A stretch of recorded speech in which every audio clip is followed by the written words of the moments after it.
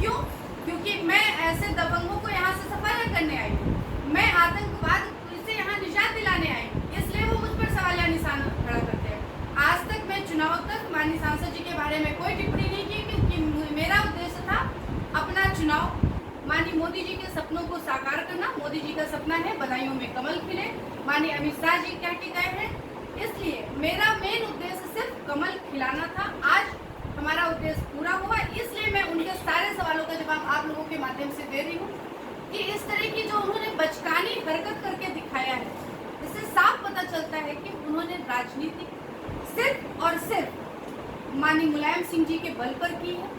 उनका अपना कोई वजूद नहीं है। अगर उनका वजूद होता, वो जो हर जगह अपना कॉलर टाइट करके कहते हैं कि वो विकास पुरुष है, अगर उन्होंने विकास किया होता और अगर उन्हें अपना विकास बदायूं लोकसभा में दिखाई दे रहा होता, तो आज जो उनकी ये दुर्दशा हो रही है, वो हर किसी पर अनारगल बयानबाजी कर रहे हैं, कभी माननीय मंत्री जी पर, कभी संघमित्रा मौर्य पर, कभी पार्टी पर, वो दिन उनको ना देखने पड़ते।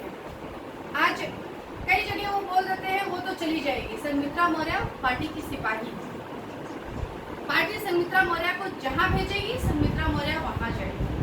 उन्होंने हमने किसी को कोई नहीं मिला। तो ये माननीय सांसद जी की एक हार है जो 23 मई को, आज 23 अप्रैल हो गई, जिस दिन मैं आई हूँ उसी दिन से उनकी खटिया में खड़ी कर चुकी थी।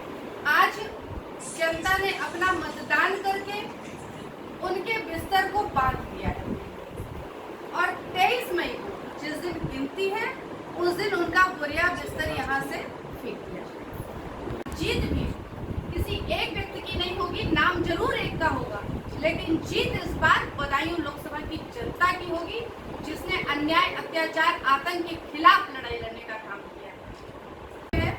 वो बूथ कैप्चरिंग करने जा रहे थे तो वहाँ हमारे कार्यकर्ता ने उसको रोकने की कोशिश की, तो वहाँ फायरिंग भी हुई और हमारे कार्यकर्ता को गोली भी लगी और वो नूरपुर हॉस्पिटल दिखाया गया, उसे वहाँ से रिफर कर दिया गया संभल। वो संभल है, FIR भी उसकी दर्ज हो चुकी है, उसके सर में जो है गोली लगी।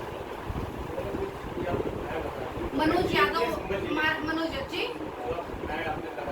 और गुन्नौर जिला जो है संभल में आता है, लेकिन लोकसभा बदायूं है। तो वो मैं जो भी बात की हूँ गुन्नौर की हूँ, क्योंकि गुन्नौर में उनका गढ़ है, इसलिए मैं सुबह गुन्नौर पहुँच गई थी 6:45 बजे, ताकि वहाँ पे कोई दिक्कत ना हो। और मेरे पहुँचने के बाद ये हाल रहा है, मैं अगर लेट होती या कुछ होता तो फिर भगवान मालिक क्या होता वहाँ पर। आधार दिखाया तो मैंने उसका आधार नंबर भी लिख रखा है। तो ऐसे लोगों का हमारे पास सब प्रूफ है और रिकॉर्डिंग हमारे निर्वाचन के जो कैमरामैन चल रहे थे उनके पास है। तो वो यदुवंशी ने कि संघमित्रा मौर्य बूथ कैप्चरिंग कर रही थी और उनके ऊपर पथराव किया गया। टीवी में चला कि संघमित्रा के ऊपर पथराव हुआ, लेकिन उनके सहयोगियों ने ऊपर बड़ा सा अच्छा सा लिखा कि भाजपा प्रत्याशी संघमित्रा मौर्य बदायूं में बूथ कैप्चरिंग करने गई हुई थी और बदायूं की जनता ने उन्हें मुंह तोड़ जवाब दिया।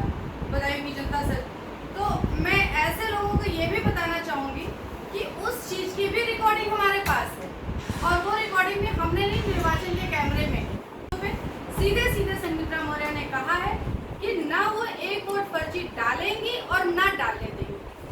जो मतदाता अपनी मर्जी से आए, एक बूथ पर ये भी हुआ मतदाता समझ ही नहीं पा रहा था कि उसको करना क्या है, तो एक ने बोला कि साइकिल वाला बटन दबा दो।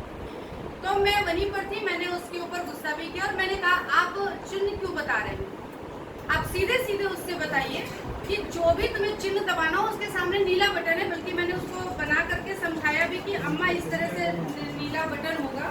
पानी पिलाने आया हूँ, तो मैंने कहा कि पानी पिलाने के लिए उन्हें कोई और भी मिल सकता था, उनके साथ अन्य 3-4 सहयोगी हैं, उन्हें भी प्यास लग रही होगी, भूख लग रही होगी, वो भी अपना मैनेज कर रहे होंगे, उसी तरह आपकी वाइफ भी कर सकती है।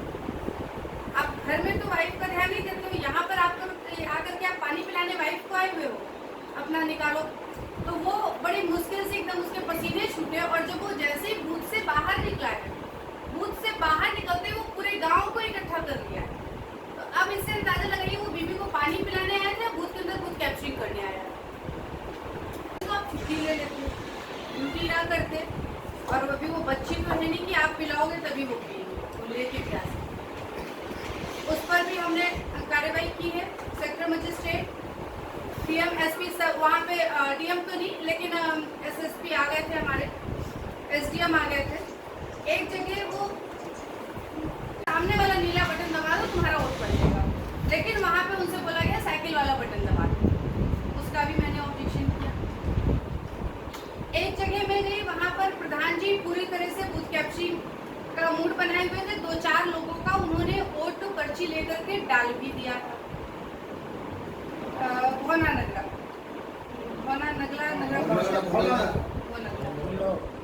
गुन्नौर में। जब हमें पता चला, हमने प्रधान जी पर एक्शन लिया तुरंत। हमने कहा प्रधान जी क्या हो रहा है, तो उन्होंने कहा कि मैडम मैं तो प्योर भाजपाई हूँ।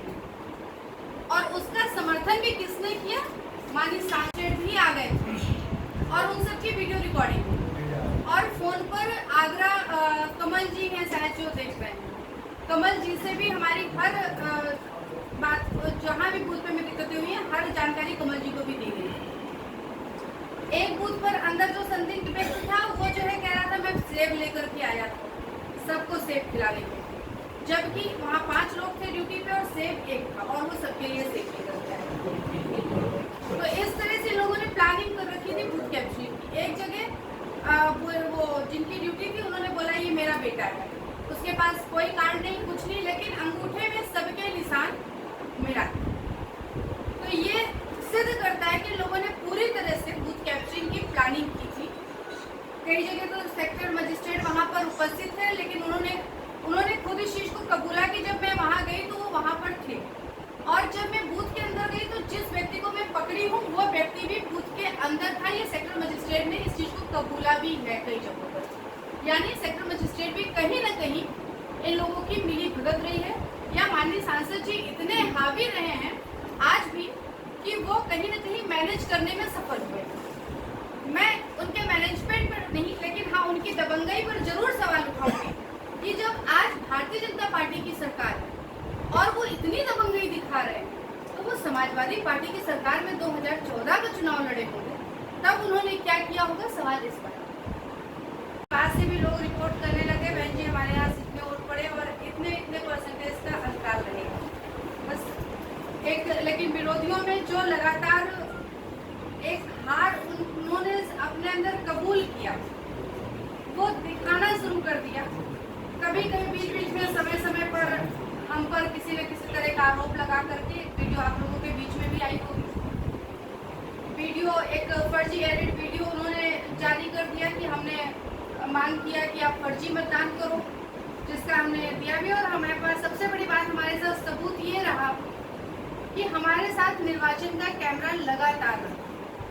और हमने ये बात वहाँ भी रखी कि निर्वाचन का कैमरा जैसे ही हम गाड़ी से उतरते हैं ऑन हो जाता है और गाड़ी में बैठते हैं तब वो ऑफ होता है।